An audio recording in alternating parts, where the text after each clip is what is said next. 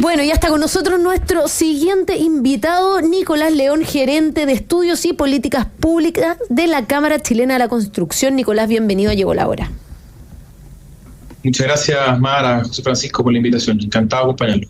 Bueno, muchas gracias por estar con nosotros y partamos con esta noticia que apareció hoy en el diario Financiero, que dice que Chile es el país de la OSCE con la mayor pérdida de propietarios de vivienda en los últimos 12 años.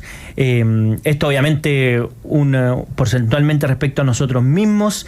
Usualmente, Nicolás, se suele comentar que a veces compararse con la OSCE no es tan buena idea porque son los países ricos, etcétera. Pero en este número, en este ranking, es uno que nosotros teníamos un muy buen número y está descendiendo peligrosamente el porcentaje de personas que son propietarias de sus hogares. ¿Por qué se está viendo este efecto, Nicolás?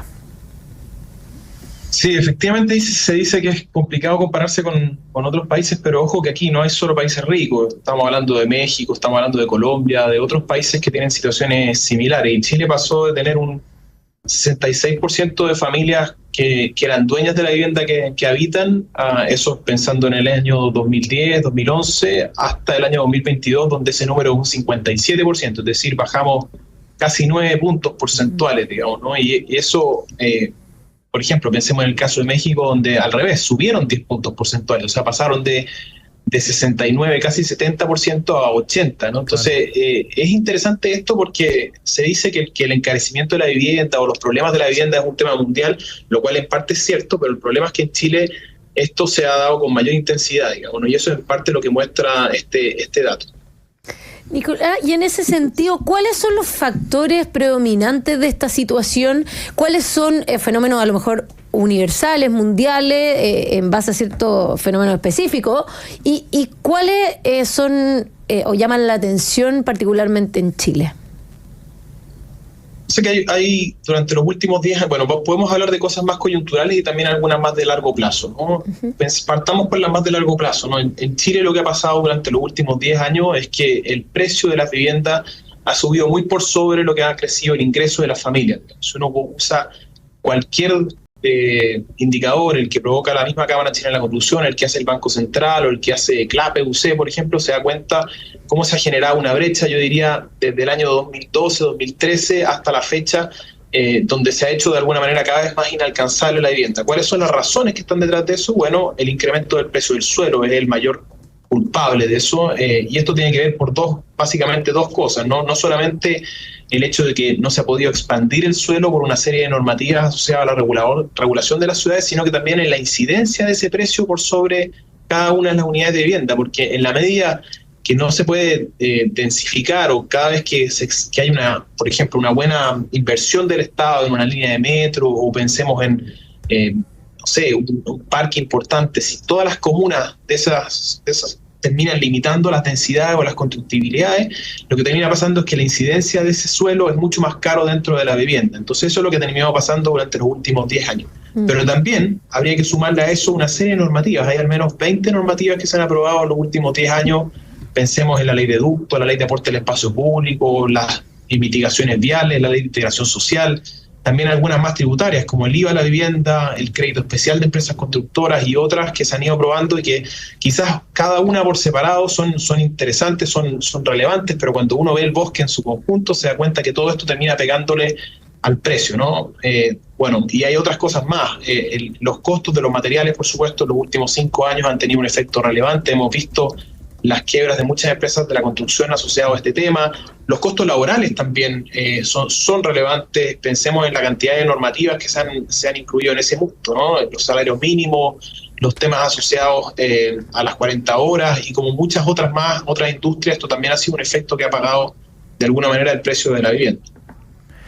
Bueno, estamos conversando con Nicolás León, gerente de Estudio y Políticas Públicas de la Cámara Chilena de la Construcción, hablando sobre este dato, ¿verdad?, que hoy día recoge el diario Financiero, que en nuestro país es el país de la OSCE con la mayor pérdida de propietarios de vivienda en los últimos 12 años. Desde ese punto de vista, Nicolás, ¿cómo se está viendo la recuperación en el sector? Porque se habló, sobre todo iniciado este gobierno, de un plan de emergencia habitacional. El gobierno se puso una meta. ¿Te parece que es, cuando hablamos de esta meta, es algo suficiente para resolver el problema que hoy día conocemos, o se requiere necesariamente la incorporación de otro tipo de políticas públicas y no solamente el desarrollo de viviendas sociales como algunos quizás pretenden? ¿Y por dónde irían las medidas y desde ese punto de vista con cuánta urgencia se requieren para disminuir al menos el déficit habitacional? A ver, José Francisco, son varias preguntas en una, digamos, ¿no? Pero bueno, si uno piensa la magnitud del problema, ¿no? El déficit habitacional, si uno suma el déficit más las familias que están en asentamientos irregulares, más las personas en situación de calle, llega al orden de 1 millón de familias, ¿no? Si a eso uno le suma la creación de nuevos hogares de aquí, por ejemplo, al 2035, que son más o menos 865.000 más, estamos hablando de que se requieren generar en Chile durante los próximos 10 años 200.000 viviendas al año. Ese es un poco la magnitud. Y si uno suma todas las que se generan en el sector privado más las del sector público, es alrededor de 100.000 al año. Es decir, se requiere duplicar la capacidad, la cantidad de viviendas que se están haciendo en Chile para al menos no seguir engrosando las cifras del déficit habitacional. Entonces, la pregunta que tú me haces es si es que lo que está haciendo el Ministerio es suficiente. Yo diría que en ningún caso, ¿no? Es muy importante. Nosotros celebramos que se pongan metas ambiciosas con un plan de emergencia habitacional, pero la verdad es que si no nos hacemos cargo de los temas más de fondo que están haciendo que se encarezca la vivienda con mucha fuerza, y que por lo tanto el sector medio, que de alguna manera atiende sus necesidades de vivienda, sobre todo en el mercado, es imposible que logremos solucionar el problema de fondo, ¿no? Y por lo tanto vamos a seguir engrosando las cifras del déficit con más fuerza. Y eso tiene que ver más bien con normativas, ¿no? Normativas asociadas, por ejemplo, al precio del suelo, lo que conversábamos en la pregunta anterior, normativas asociadas al precio de la vivienda que de alguna manera están haciendo no solamente que el sector privado aumente el precio de la vivienda, sino que incluso que el sector público sea menos eficiente. Solo para que ustedes se hagan una idea, nosotros producimos más o menos la misma cantidad de viviendas que producíamos el año 2003, este año, cerca de 60.000. Estoy hablando de las viviendas del sector público. Pero hoy día, para hacer esa misma cantidad de viviendas, se requieren 6,3 veces más de presupuesto. Es decir, hemos sextuplicado el presupuesto en vivienda para producir exactamente la misma cantidad de unidades. Ese es el drama asociado a solamente pensar esto desde el punto de vista de los subsidios, ¿no? Y eso, perdón, ¿y esa alza en el precio incluye suelo y incluye encarecimiento de materias primas?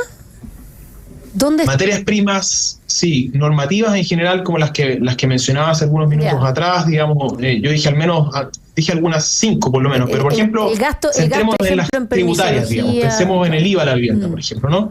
El IVA a la vivienda de un día para otro aumenta en un 14% el precio de las viviendas. Las familias no les crecen los ingresos de un día para otro en un 14%. Entonces, ¿qué significa eso? Bueno, menos personas pueden acceder a la vivienda y por lo tanto esas personas que no pueden resolver sus temas en el mundo privado terminan engrosando las cifras del déficit habitacional, digamos, ¿no? Y como esa, más de 20 normativas, digamos, ¿no? Entonces, y eso junto también con una presión de demanda muy relevante. Piensen que en Chile pasamos de tener en promedio 4 personas por hogar a casi 2,5, digamos. Eso significa que se requieren mucho más hogares, digamos, ¿no?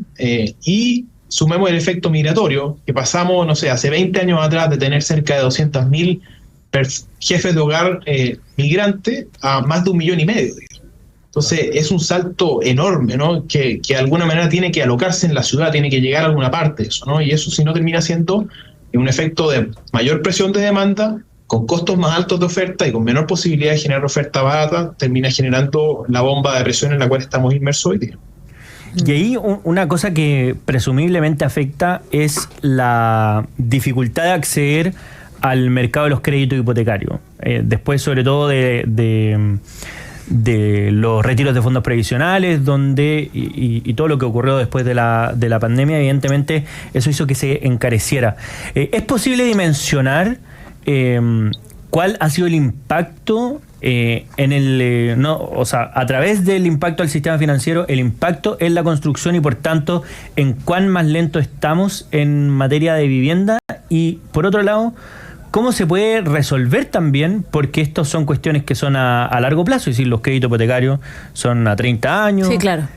Bueno, caen menos, pero 25, 20, pero son cosas que son de largo aliento.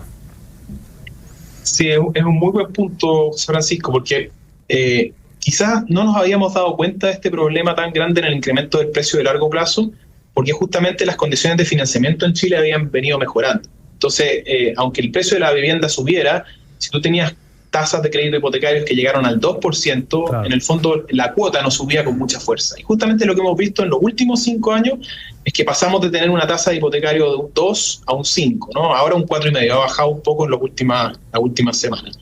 Pero junto con el efecto del aumento de la UEF, que se dio sobre todo por los retiros de fondos de pensiones, bueno, y otros temas que ya sabemos, piensen, para una familia, para poder comprar una vivienda, estoy pensando de 4.000 UF, en octubre de 2019 requería un dividendo más o menos de 350.000 pesos.